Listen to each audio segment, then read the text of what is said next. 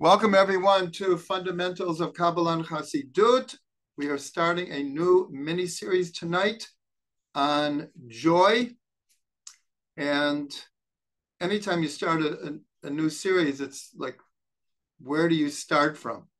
So what I want to do tonight is do an overview of what we'll be learning, some of the sources we'll be learning, and just to get our feet into the water, a number of different ideas about joy.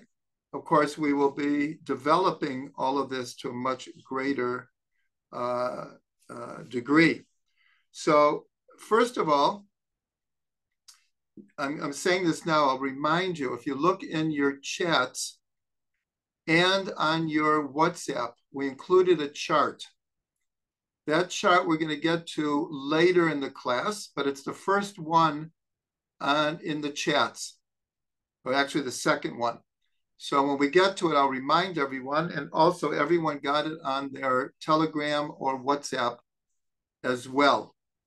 That we'll get to later. That is a chart from Rav Ginsburg's book, Sod Hashem Re'av.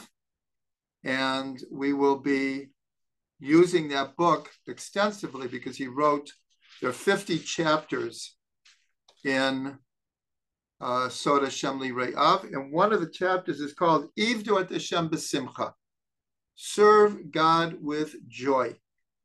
And that will be one of our main sources.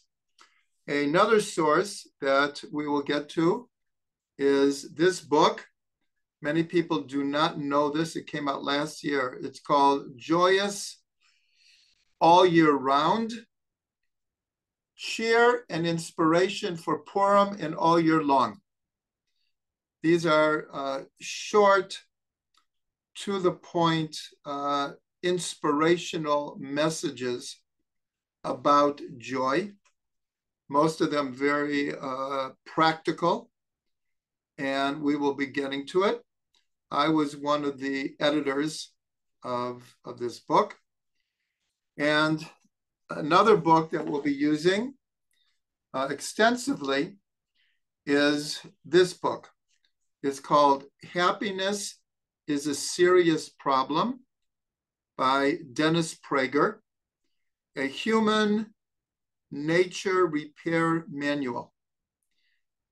This is really one of the best books I've ever seen about what we'll call tikkun amidot, about fixing one's characteristics in order to be able to be joyous. This is really a tremendous book, and I really recommend it for everyone. And we will be using this also somewhat extensively. Okay, so we're going to dive in here, and we're going to start with just some ideas to get us into the subject. And then at the end, naturally, I wouldn't include this chart from Rav Ginsburg right here necessarily, but Purim is coming. And when we get to the chart, we'll see why I've chosen to focus on it tonight, because Purim is coming, and we want to relate joy, because the song we just sang, Misha Nichnas Adar Marbim B'Simcha. When the month of Adar comes in, joy is increased. We don't say that about any other month. So obviously there's something about the month of Adar, and there's something about, obviously, Purim that gets to the essence of joy. So now, in a more general way, one of the first points that Dennis Prager makes in this book is a very fundamental idea that had a huge effect on me personally. He makes the case that happiness is a moral obligation. What does he mean by that? Usually we wouldn't associate the two ideas together of joy and a moral obligation.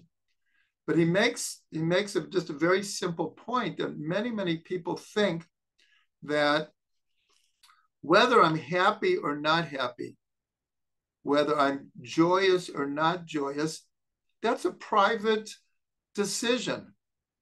It doesn't have anything to do with anyone else. I'm either going to benefit by being in a state of joy, or I'm going to suffer for not being in a state of joy. But he says, if you think about it, that's not really true. Why? Is because if someone is, well, do the opposite of joy. If someone is depressed, someone is cynical, someone is burnt out, someone is hopeless, well, it affects everyone around them. And to think, well, what if I'm joyous? That's my geschäft. That's my thing. What does it have to do with anyone else? But it does have something to do with everyone around us. Because if we broadcast our inner turmoil, depression, sadness, pessimism, hopelessness, it affects the world around us. So this is like the first point that he makes, is that being in a state of joy is a moral obligation.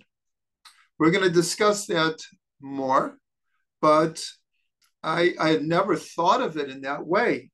But when I did think of it, it makes a lot of sense. We all know what it's like being around others who are in a negative space.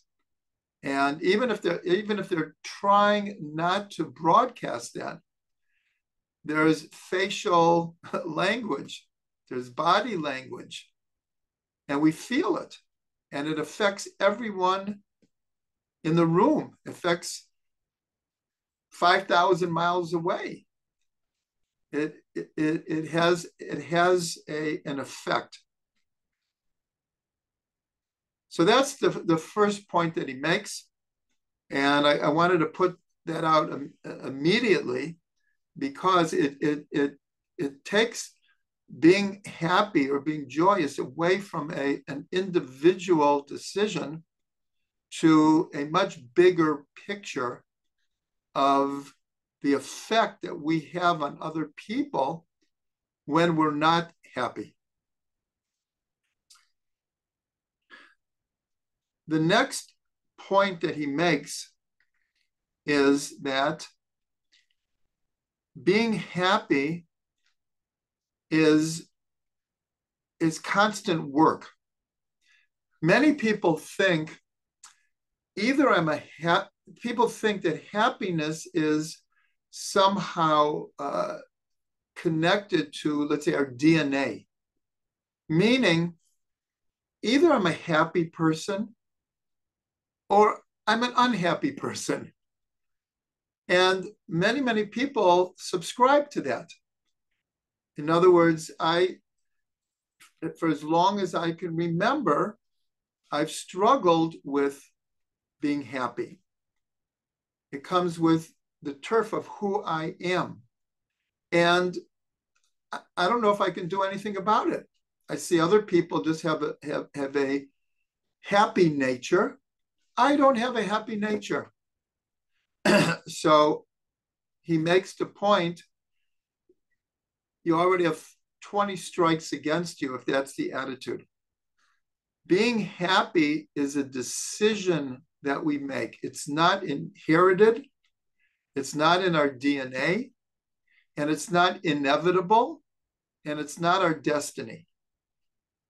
And this, he doesn't say this exactly, but this is something I came up with, is that on a daily level, in a course of 24 hours, we make scores of choices, little and small.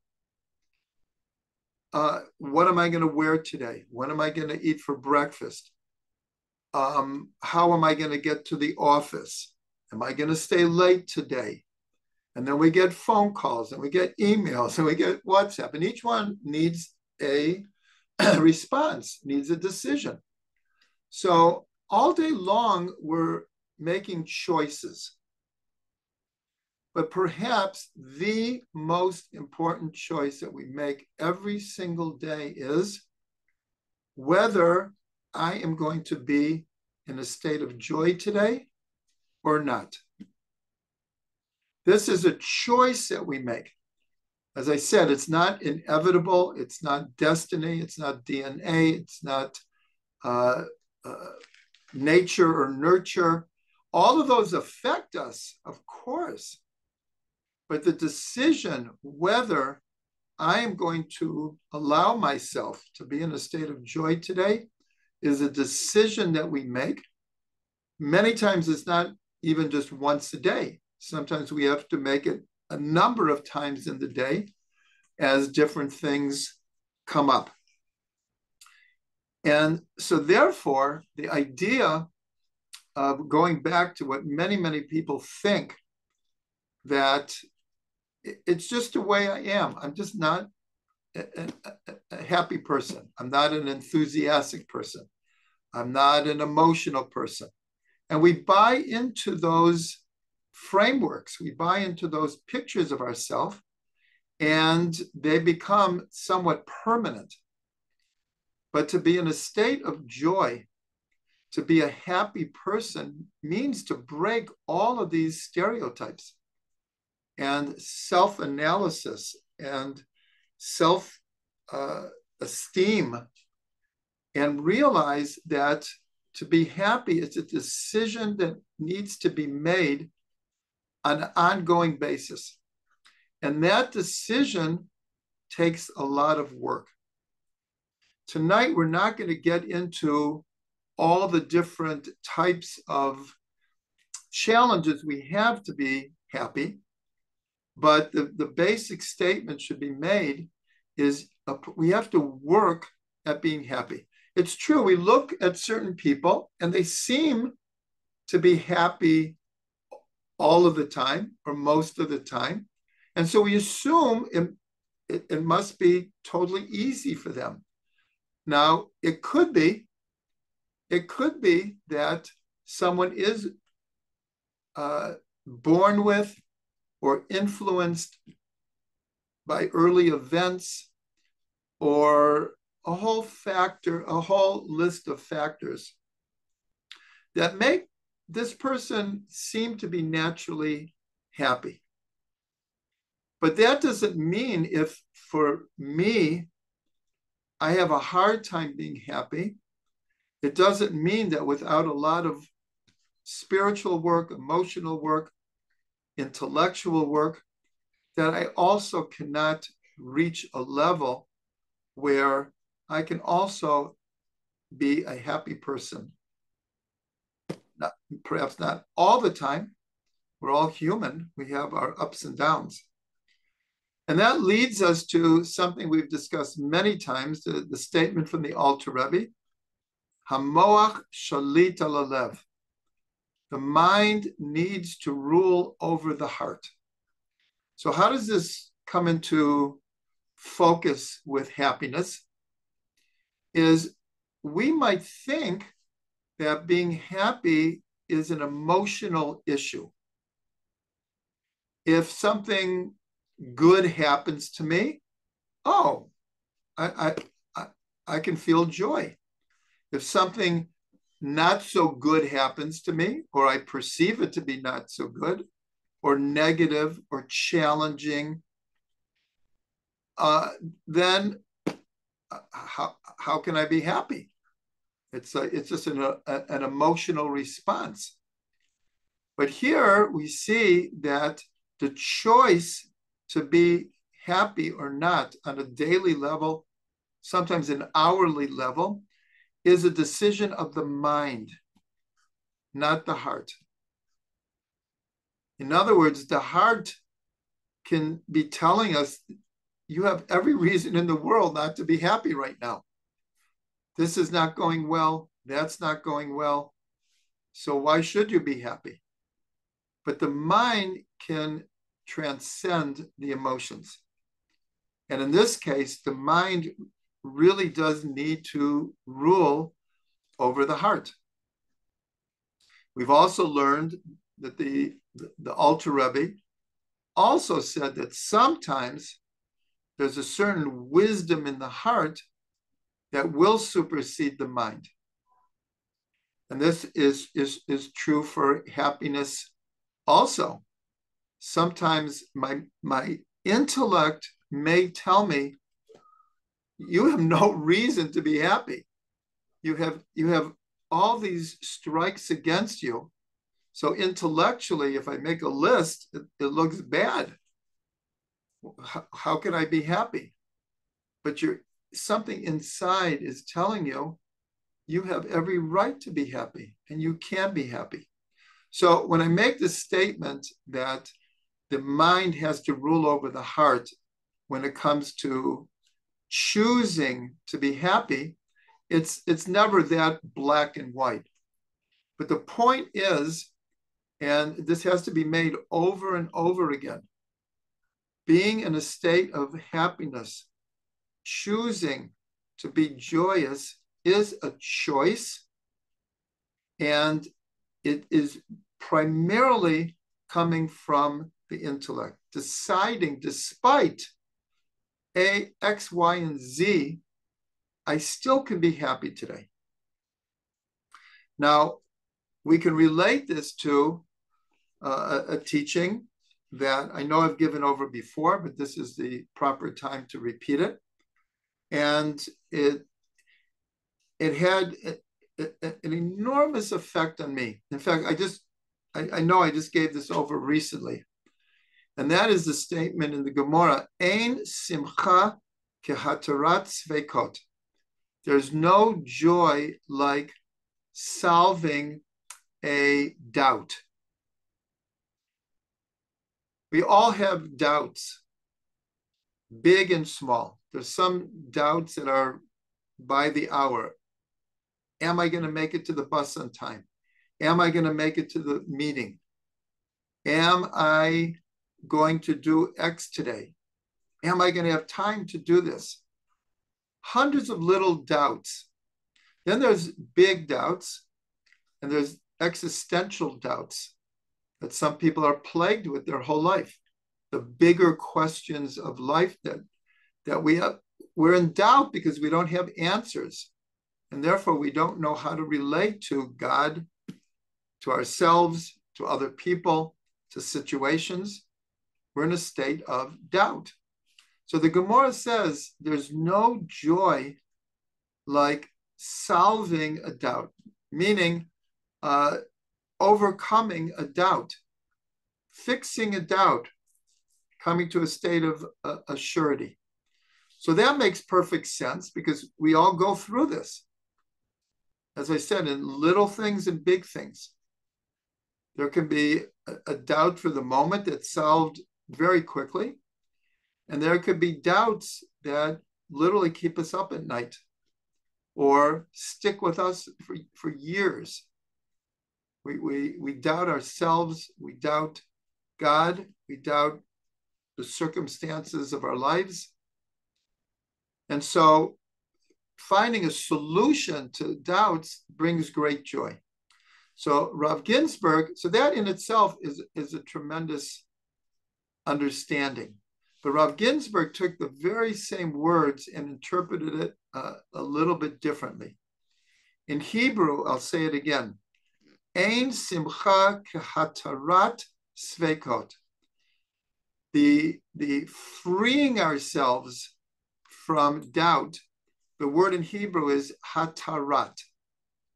Now, this word can hopefully is familiar because right before Rosh Hashanah, we do what's called hatarat nidarim. We nullify vows. So another way to say it is there's no joy like nullifying a doubt.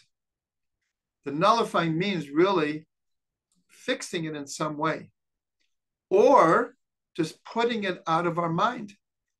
who says I have to be worried because I don't know exactly how things are going to turn out? Worry is the effect of doubt. If I'm in a state of doubt, I don't have to worry about it, but most people end up worrying about whatever doubt they have. And so hatarat sveikot means freeing ourselves from a doubt. So Rav Ginsburg took the same words and he added a few words in between the lines. And he said like this, there's no joy. Okay, I have to go back. Another understanding of the word hatarat means permission. Lahatir. Lahatir means to permit. So Rav Ginsburg says there's no joy like giving ourselves permission to be joyous even in a state of doubt. I'm going to say that again. That there's no joy as great as giving ourselves permission to be joyous even in a state of doubt. So what does this mean practically is some people are more equipped psychologically to deal with doubt. Others go into panic, worry, really very negative headspaces over nervousness, stress, when there's a doubt. And so learning to give yourself permission that even though I'm in a state of doubt, I don't have to let it overwhelm me. That is, again, a decision that we make. We have a doubt. It's a real doubt. And again, it could be a small or very large. I have a doubt, but it doesn't mean I have to be consumed by it. And so this, again, goes along with this idea that being joyous is a decision that we make. If everyone looks at their lives,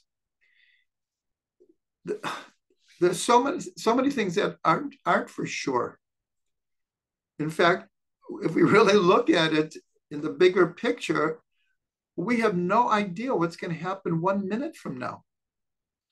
And especially if you've lived through situations where in a split second, your life has changed, then it hits very, very hard. Then you really realize that we really don't know from minute to minute. Now, some people can deal with that very naturally, but other people seem to be in a state of constant worry and stress about those things that they can't control in their lives. And so that obviously is going to impact our ability to be joyous, to be a happy person.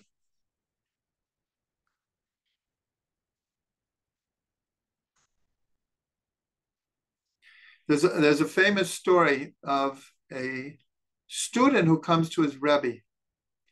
And he says, Rebbe, I'm so sad. I'm so depressed. This is going wrong in my life. And this is going wrong in my life. And this is going wrong in my life. It's made me so sad. And the Rebbe, who knew this student, who really understood how this person thinks and feels, said, it's really just the opposite. Because you're sad and depressed, that's why this is going wrong. That's why that is going wrong. And that's why this other thing is going wrong. You think your sadness is a product of everything going wrong, but it really starts with your own sadness and depression that is turning everything sour.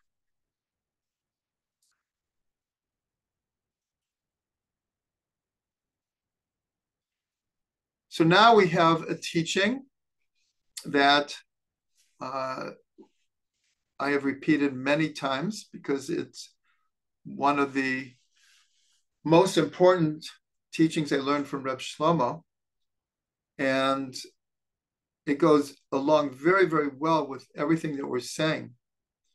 And this is based on the Zohar that says, Bechia tekia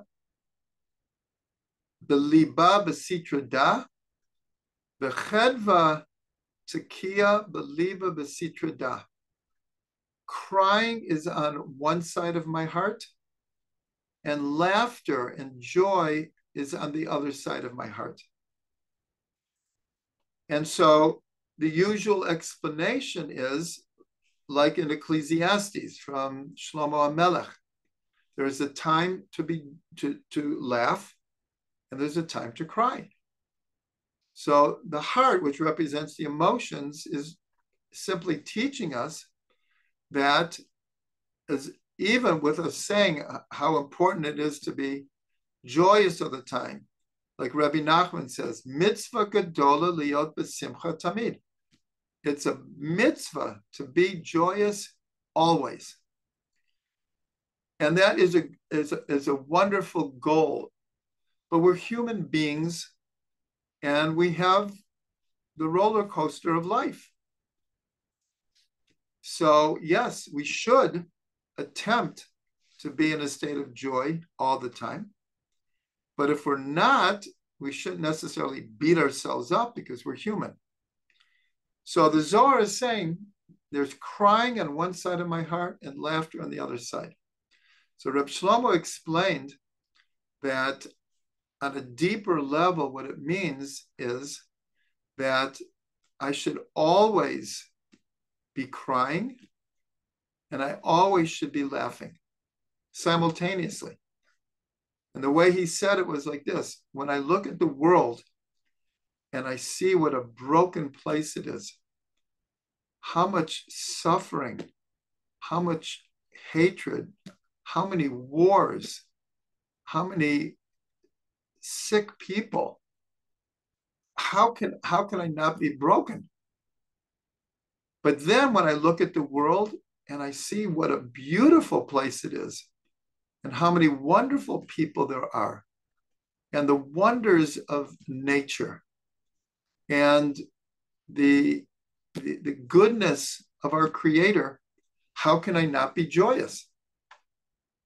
So Reb Shlomo said that this is really like the walk of life, is to be able to hold both of those emotions at the same time.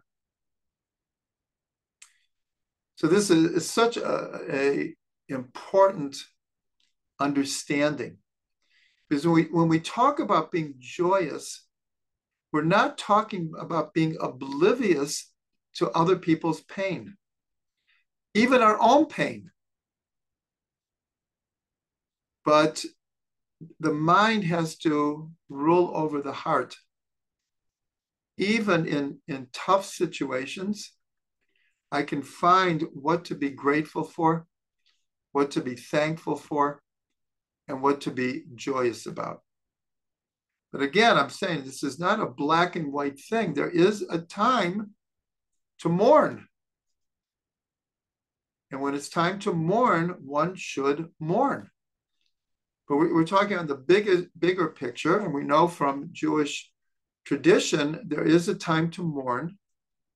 And then when we get up from our mourning, we don't stay there. Doesn't mean that we forget. Obviously, here we're talking about the loss of loved ones. It's not a matter of forgetting or feeling a certain emptiness with the loss of a loved one. But Judaism encourages us, we have to go on. We're not supposed to stay in a place of mourning.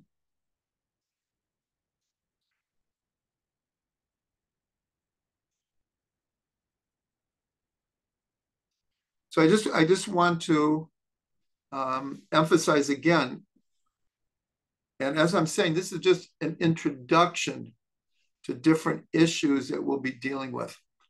And I just want to go over this idea of being joyous doesn't mean being naive or oblivious to what's happening in the world and suffering in the world. Really, what it means is the ability to deal with the suffering in the world without being overwhelmed by it. If we're overwhelmed by suffering, then we can't act in a positive way, because we'll just fall into a state of depression or helplessness, hopelessness, cynicism,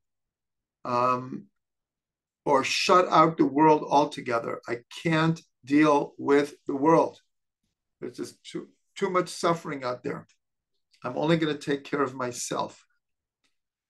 So here, the idea of it's the juggling act, that one part of my heart is crying and one part is laughing. And we have to give the due to each of those emotions. But being frozen by our feeling of the inability to do anything about the state of the world doesn't help ourselves or anyone else.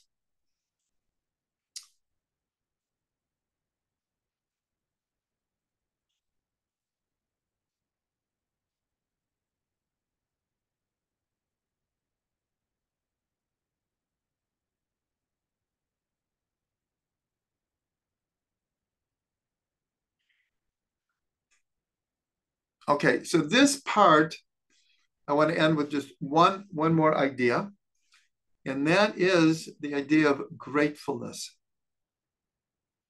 That it's so easy not to be joyous because I feel I'm lacking this, I'm lacking that. I wish I could do this. I wish I should have done that. Remember what it says in Pirkei Avot, Eza Ashir Hasameach Bechalko. Who is the rich one? One who is happy with their lot. So here the obvious thing is, not everyone is rich. Not everyone is endowed with incredible amounts of talents or whatever. But who is the real rich one? The one who is happy with their lot. Stories abound of rich and powerful people that when you go behind the scenes are sometimes the most troubled, tortured people in the world. That all the power in the world, all the money in the world, all the fame in the world doesn't tell us anything about if these people are actually happy or not. And so Pirkei Avot says it very, very clearly. There's another explanation, which is very beautiful, is who is the rich one? The one who's happy with his lot. But it doesn't say whose lot. It just says his lot. So the assumption always is it's the person that we're talking about. But this explanation is who is the real rich one? The one who can be happy when someone else has, and we're not jealous about it. Not only we're not jealous, but we're sincerely happy that this other person has. And they have maybe 100 times more than we have. But I'm happy. I love this person. And they just made it big. Wow. That is so wonderful. And so one of the greatest ideas for making joy grow is making gratefulness grow.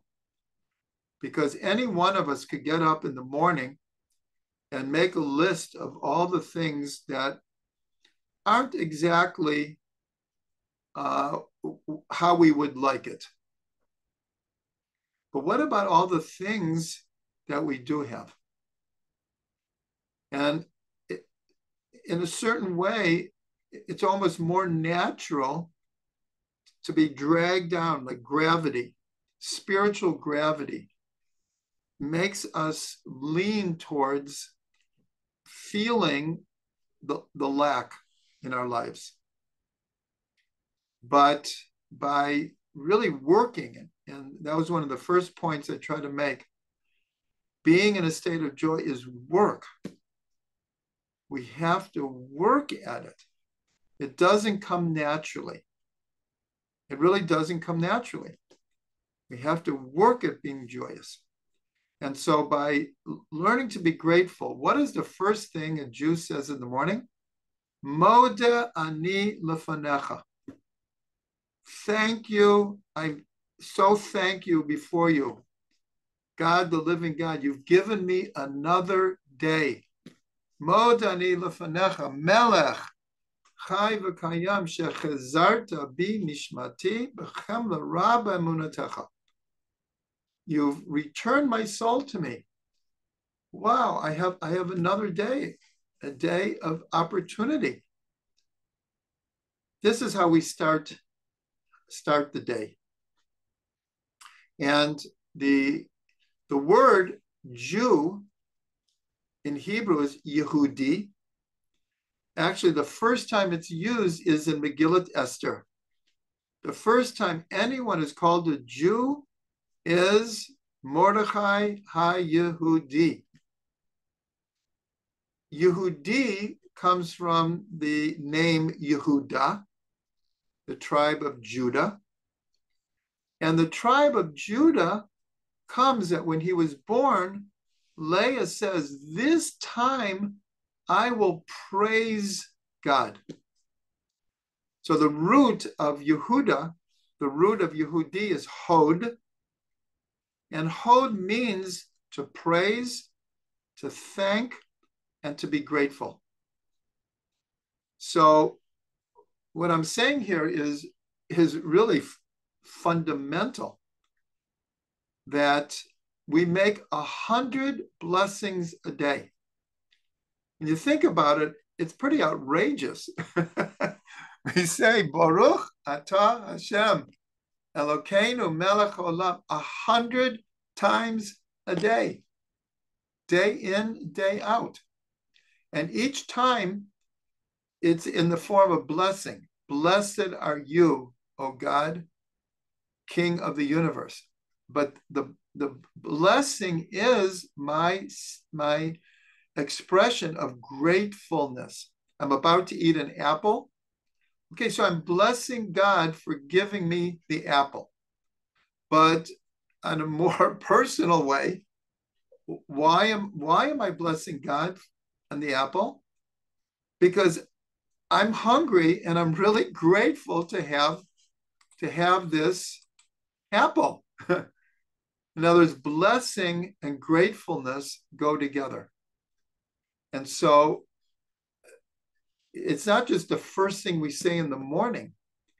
All day long, we're expressing our gratefulness for whatever just happened, including, some people might think this is outrageous. Every time we go to the bathroom, we express our gratefulness to God that we have a body that allows us to get rid of the waste material. And in the blessing, we said, because if we didn't, we couldn't survive for 1 minute, 1 hour, literally. And so this idea of gratefulness and joyfulness go together. And so just simply, we need to work on acknowledging. That's another meaning for hod, is acknowledging. Acknowledging, thanking, praising, and being grateful. It's all part of what hod is, and it's the definition of Yehudi. Okay, so as promised, this would be the time to either open your WhatsApp or go to the very beginning of the chats to find the chart that I've included. I'll give everyone 10 seconds to do that.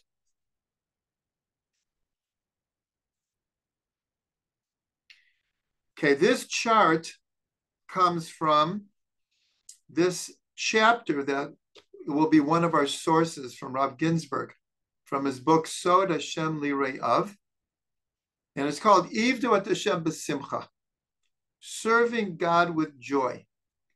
And in this chapter, it's really 7 or 8 pages. He lays out a number of different ways of looking at joy, different levels of joy, different reasons for joy. And he arranges them all according to the 4 letters of God's name.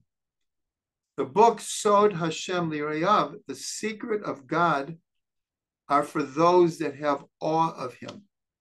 That's what the verse means.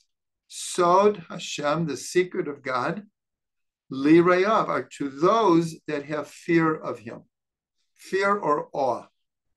Fear here means a healthy respect for God.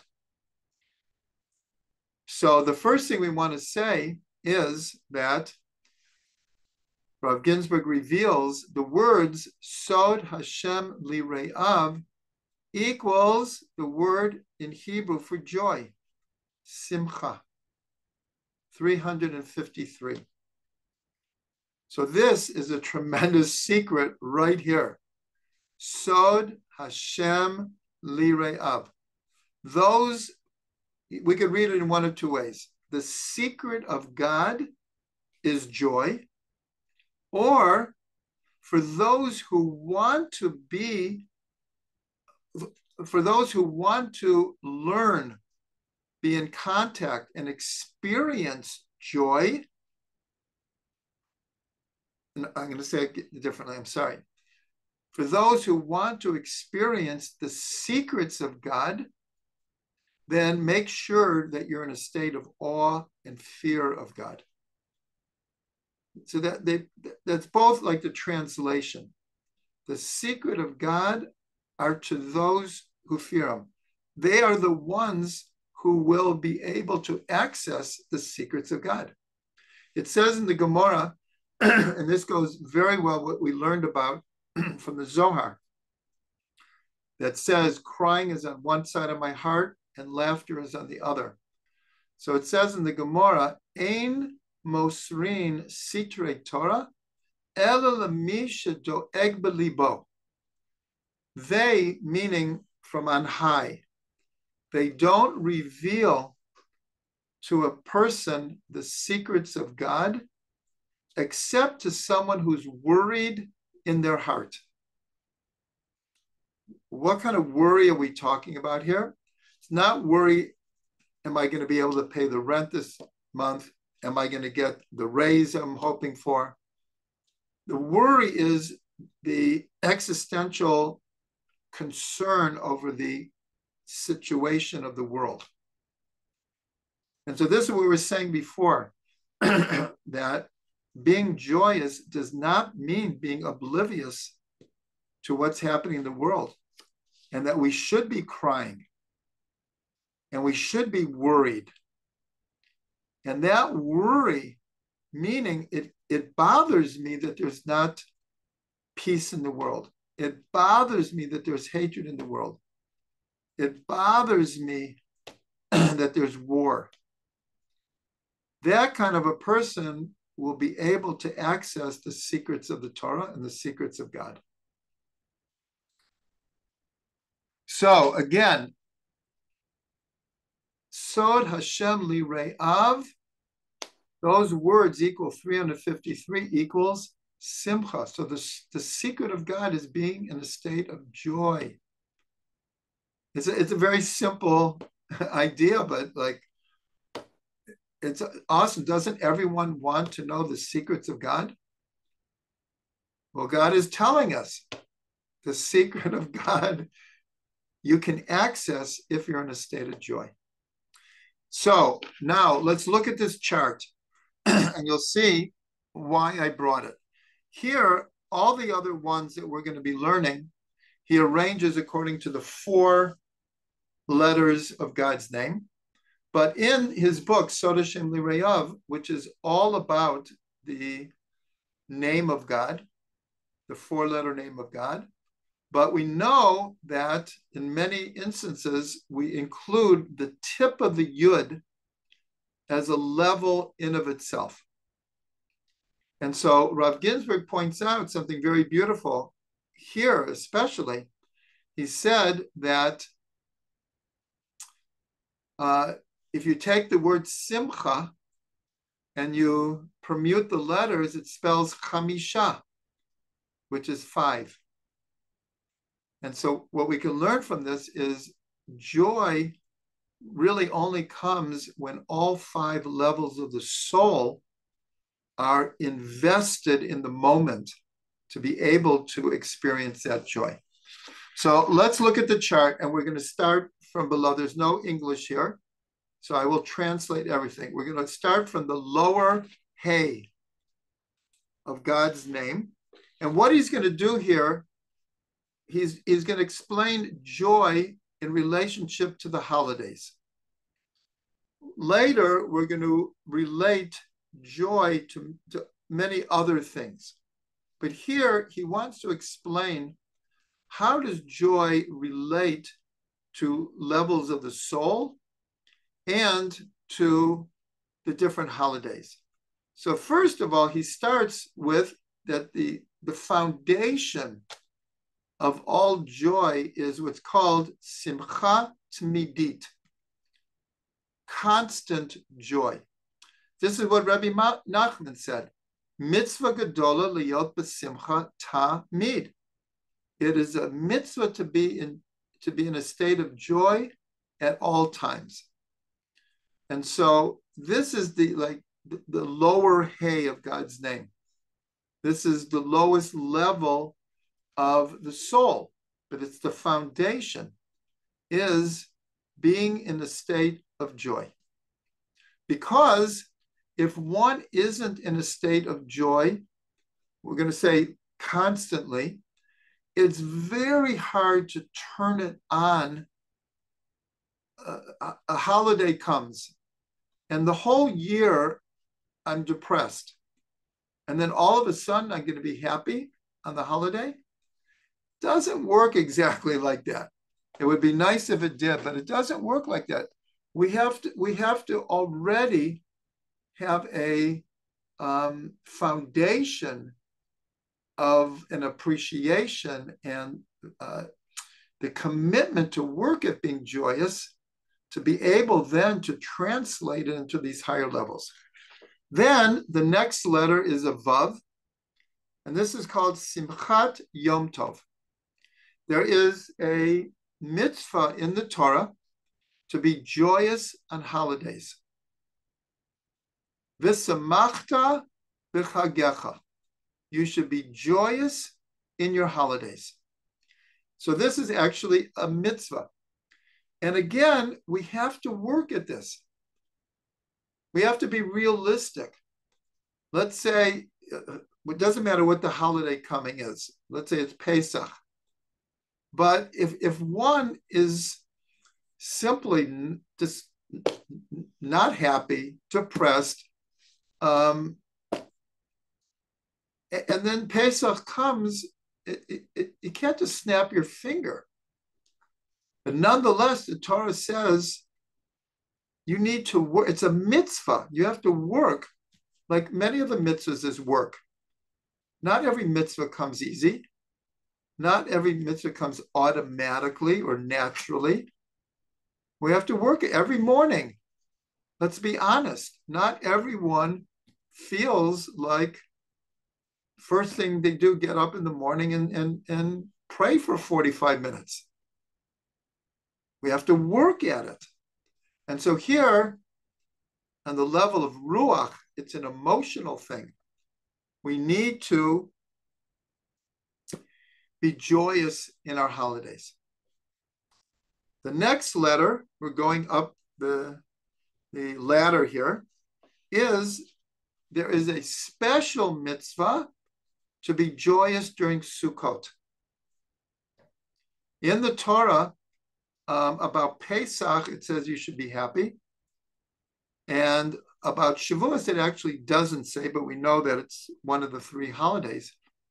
But about Sukkot, we're giving it an extra v'samachta b'chagecha, to be joyous during Sukkot. And here again, as I'm saying, this is connected to the neshama. The neshama is the intellect. And so it might not come totally naturally that we're sitting in our sukkah for 7 days to be joyous throughout all 7 days. But when the mind rules over the heart, then the neshama can reach a very high level of simcha during Sukkot. And then we get to the yud of God's name, and this is Simchat Torah. Simchat Torah is a separate holiday, even though it's attached in a way to Sukkot. It is a separate holiday, and we know that the way that we celebrate Simchat Torah is with really wild abandon. All of the dancing, and for hours and hours and hours and hours. So this, we could see we're going up a ladder. We started with being joyous all the time, but anything you do all the time can become rote. So let's say someone is basically happy, but that's not the same kind of happiness that one might feel on a holiday or Sukkot or Simchat Torah. Like we're going up a ladder here. And so Simchat Torah is on the level of what's called the chaya. Chaya is from the word chai, life. And so Simchat Torah, we're alive. And Rabbi Nachman used to say that if you're in a state of real joy, you have to dance. In other words, if you can't dance, then the joy, you're not really feeling the joy in your whole being. And that's the dancing of Simchat Torah. Is it gets down to our toenails, the kind of joy. I'm sure everyone's experienced at a wedding, that let's say a person goes to a wedding and they're not in the best mood, but they're invited and they want to be at the wedding, and they're very happy for the chatan and kala.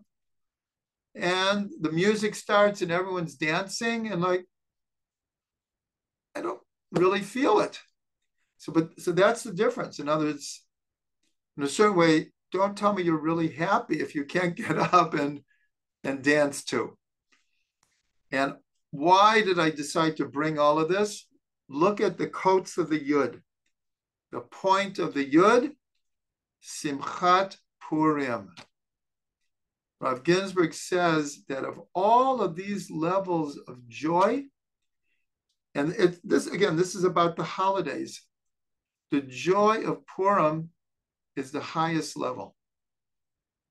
It's higher even than Simchat Torah. And so that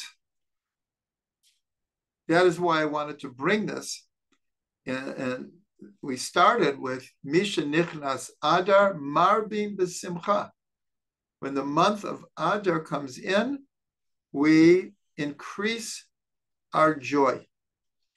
And one of the understandings of, so we could ask, well, what is the source of this joy?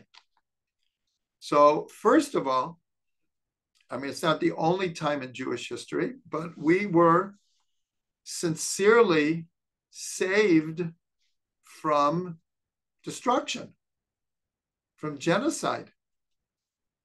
And everything was nafochu. I hope everyone is watching the Living with the Times this week. And you'll know of this word, nafochu. Everything was turned around. And so if you just imagine in your own life, we talked before about being in a state of worry or doubt, and the worry is solved. It's gone away. So that brings great joy. But here, the entire Jewish people was threatened with destruction. And we were saved. So that is a tremendous joy. Another reason for the joy is, and here, why is it even higher than Simchat Torah? So we're told that on Simchat Torah, of course, we're dancing with the Torahs. We are expressing our love of Torah, our joy of having the Torah and living a Jewish life, and all that goes with that. But we're told that on Purim that there was an acceptance of the Torah that was even on a higher level than the acceptance at Mount Sinai. And this goes along with the drasha, the allegorical meaning, where it says that Israel stood at the foot of the mountain. And the Talmud tells us that, as it were, God held the mountain over our heads and said, if you receive the Torah today, good. And if not, this will be your burial place. So there was, even though we said, Na'aseh v'nishma, we will do and we will hear. Nonetheless, we're taught there was a certain level of force, a certain level of destiny in receiving the Torah that wasn't totally from free choice. But we're told at the time of Purim, the people accepted the Torah totally in a way that we even didn't do it at Mount Sinai. So that's another reason for the great joy. And another reason is, we know of all the holidays that we mentioned here, there's forbidden work. Like Shabbat, there's certain things you can't do. But on Purim, there is no forbidden work. It's a mundane day, seemingly.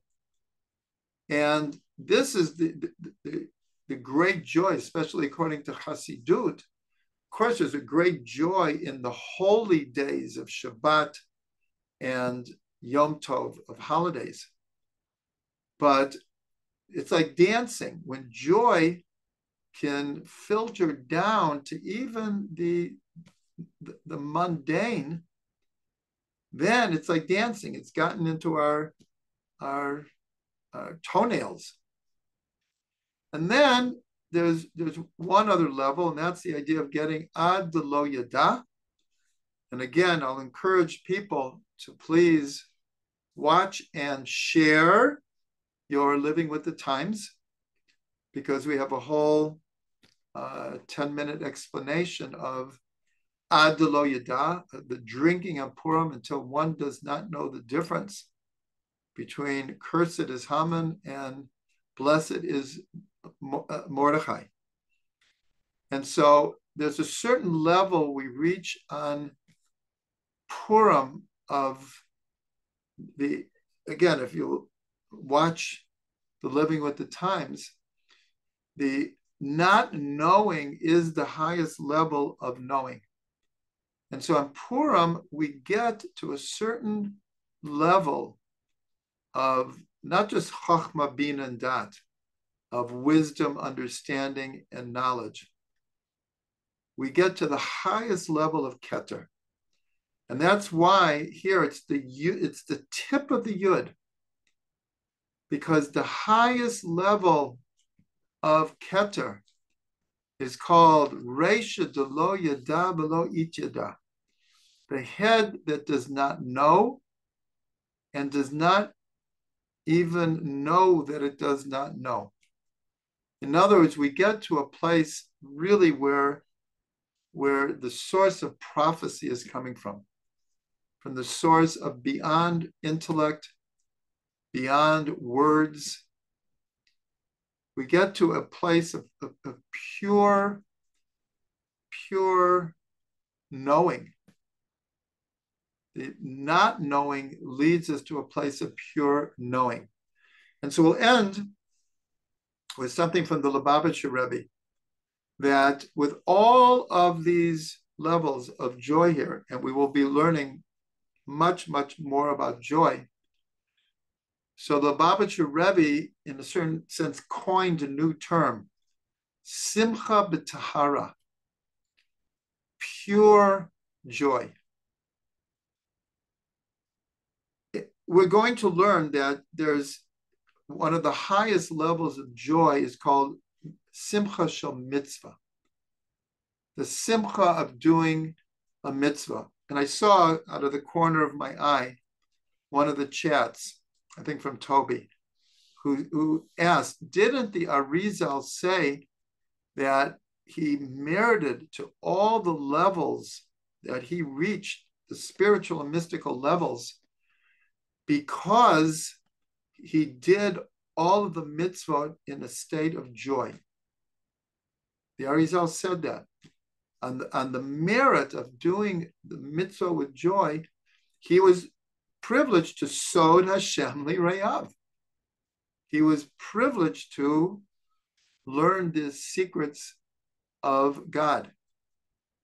So this idea of Simcha Shel Mitzvah is like way up there. But the Rebbe said there's even a higher level, which is just called pure joy. And that highest level, in a sense, is connected to the lowest level of just being happy that I'm alive, grateful that I'm alive, praising God for my life. In other words, it's not for any particular reason other than I have a consciousness that knows that I'm alive. Pure joy. Just experiencing pure joy with no reason. I'm so happy because I got a raise. I'm so happy because I just have a new grandchild. I'm so happy because, and a million things.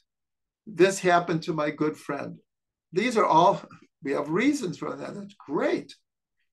But then there's a level where just pure joy, unadulterated joy for no reason.